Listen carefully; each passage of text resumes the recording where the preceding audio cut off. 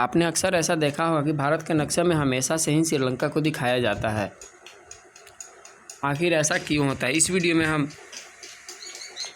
इसी सवाल का जवाब जानने का प्रयास करेंगे कि आखिर भारत के नक्शे के साथ में हमेशा श्रीलंका को क्यों दिखाया जाता है।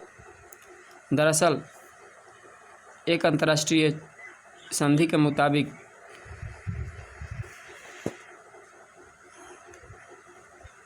हम श्रीलंका को हमेशा भारत के साथ दिखाते हैं, क्योंकि भारत का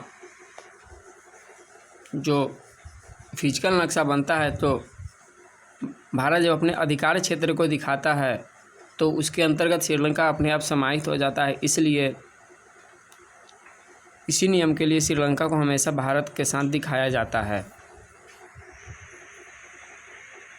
जैसे मान लेते हैं कि भारत की ये अगर समुद्री सीमा है तो यहाँ से लेकर के समुद्र की ओर 200 नॉटिकल मील तक किसी भी देश का अधिकार क्षेत्र होता है और इस क्षेत्र में पाए जाने वाले सभी संसाधनों पर उस देश का हक होता है।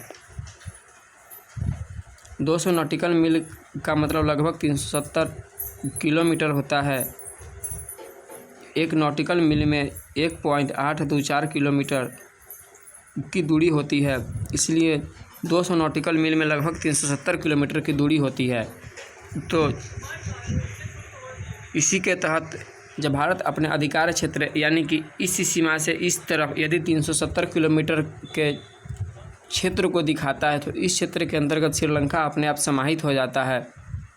इसी नियम के तहत श्रीलंका को हमेशा भारत के नक्शे में दिखाया जाता है। अब यहाँ पे एक समस्या उठेगा कि यदि 370 किलोमीटर के रेंज में इस तरफ यदि भारत का अधिकार क्षेत्र है और उस क्षेत्र में पाए जाने वाले सभी संपत्तियों और खनिजों पर यदि भारत का अधिकार है तो फिर श्रीलंका को क्या मिलेगा? तो इस तरह के विवाद से बचने के लिए इसको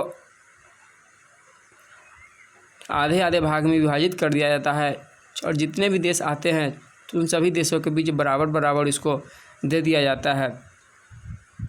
इस तरह से विवाद की संभावना बहुत ही कम बनी हुई होती है। तो हमें उम्मीद है कि आपको ये समझ में आया होगा कि हमेशा भारत के नक्शे में श्रीलंका को क्यों दिखाया जाता है। हम फिर मिलते हैं किसी दूसरे वीडियो में। आपको अगर यह वीडियो अच्छा लगा तो आप इस चैनल को ज़रूर सब्सक्राइब कर लेंगे और साथ ही साथ बेल आइकन जरूर दबाएंगे। तब तक के लिए धन्यवाद।